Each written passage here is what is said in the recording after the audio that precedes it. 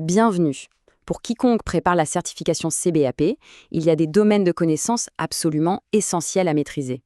Eh bien aujourd'hui, on s'attaque à l'un des plus importants, qui est vraiment au cœur du métier. La grande question, c'est toujours un peu la même. Comment on passe d'une idée, d'un besoin un peu flou, à une solution concrète qui apporte une vraie valeur? C'est exactement ce qu'on va voir ensemble en plongeant dans le domaine de l'analyse des exigences et de la définition de la conception, ou RADD pour les intimes, tout droit sorti du guide Babok. Alors, qu'est-ce que ça veut dire concrètement en fait? C'est tout l'ensemble des tâches qui nous permettent de prendre les infos collectées, de les structurer, de les modéliser, de s'assurer qu'elles tiennent la route et au final d'identifier des options de solutions et de choisir la meilleure. C'est vraiment la salle des machines du projet, là où l'information brute est transformée en une feuille de route claire et solide. Voilà le programme. On va suivre le cheminement logique du RAD. On commence par le domaine dans son ensemble, puis on zoome sur chaque étape, spécifier, modéliser, vérifier, valider, jusqu'à la recommandation finale. Et on finira par un petit récapitulatif, parfait pour la certification. C'est parti. Première section, le domaine RAD et ses tâches principales. Commençons par une vue d'ensemble pour bien comprendre de quoi on parle. Alors, quelles sont ces fameuses tâches? On a spécifier et modéliser, vérifier, valider, définir l'architecture, définir les options de conception, et enfin, analyser la valeur pour recommander une solution. Il faut vraiment voir ça comme un parcours, un cheminement logique. On part d'une info brute, et étape par étape, on la raffine jusqu'à obtenir une recommandation en béton. Ok, première étape concrète de ce parcours, spécifier et modéliser.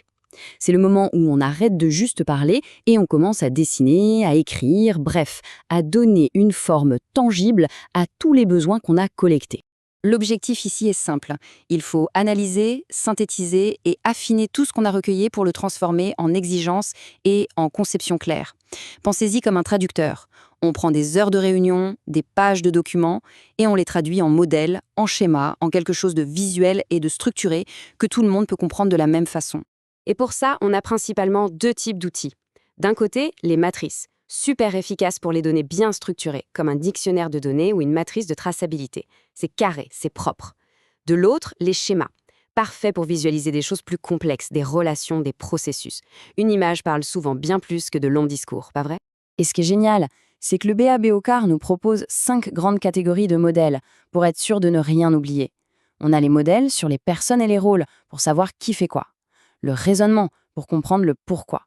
Le flux d'activité pour voir comment les choses se passent. La capacité pour définir ce que le système doit faire. Et enfin, les données et informations. En couvrant ces 5 aspects, on a une vision à 360 degrés. Impossible de laisser un angle mort. Allez, on passe à la suite. Et là, attention, on aborde un point crucial et une source de confusion très fréquente, même pour des analystes expérimentés. La différence entre vérifier et valider les exigences. La distinction est simple mais fondamentale. Vérifier, c'est s'assurer que l'exigence est bien écrite. Est-ce qu'elle est claire, complète? Est-ce qu'elle respecte nos standards? C'est une question de qualité. Valider, c'est autre chose.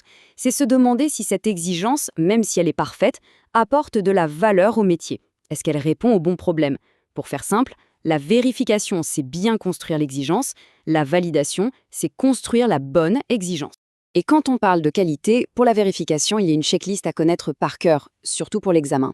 Une bonne exigence doit être atomique, donc autonome, exhaustive, suffisamment détaillée, cohérente avec les autres, faisable bien sûr, non ambiguë pour éviter les mauvaises interprétations, testable, c'est la base, et enfin compréhensible par tout le monde.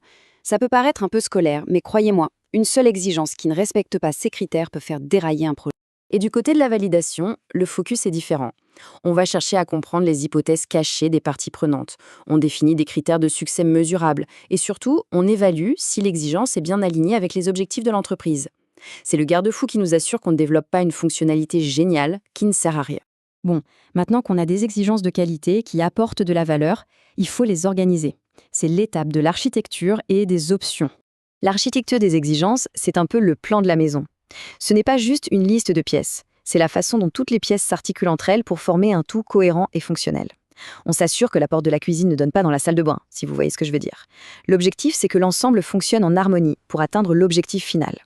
Et pour construire cette architecture, on utilise deux concepts clés, les points de vue et les vues. C'est une autre distinction importante. Le point de vue, c'est le modèle, la recette. Il définit les règles. Pour tous les processus métiers, on utilisera tel type de diagramme avec telle notation. La vue, c'est le résultat concret. C'est le diagramme de processus qu'on a produit en suivant les règles du point de vue. L'un est le gabarit, l'autre est le document final. Une fois qu'on a notre plan d'architecture, la question suivante est comment on va construire tout ça. Et là, en général, on a 3 grandes options stratégiques. Soit on crée la solution sur mesure, en interne, soit on achète une solution qui existe déjà sur le marché, soit, et c'est souvent le cas, on fait un mix des deux. Chacune de ces options a des avantages et des inconvénients, et c'est notre rôle de les présenter clairement. Et voilà, on arrive au bout du processus. On a modélisé, vérifié, validé, architecturé. Maintenant, il faut conclure. C'est le moment de recommander la solution. L'objectif de cette dernière tâche est très clair. On doit estimer la valeur potentielle de chaque option qu'on a identifiée et dire laquelle est la plus pertinente pour l'entreprise. C'est vraiment là qu'on apporte notre plus-value. Aider à prendre la meilleure décision possible, sur la base d'une analyse factuelle. Et pour faire cette recommandation, on ne sort pas un chiffre de son chapeau, non, c'est un processus structuré.